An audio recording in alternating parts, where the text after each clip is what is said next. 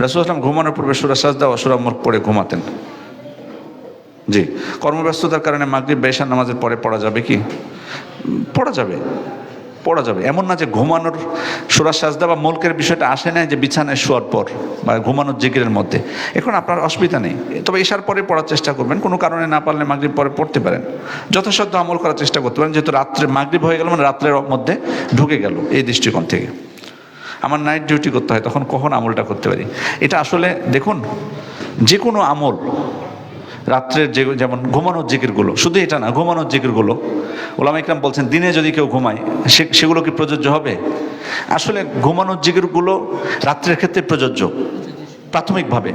কারণ হচ্ছে রাত্রেই সাধারণত মানুষের ঘুমানোর সময় আল্লাহ তাআলা আমাদের জন্য নির্ধারণ করে দিয়েছেন রাত্রিকে ঘুমানোর জন্য।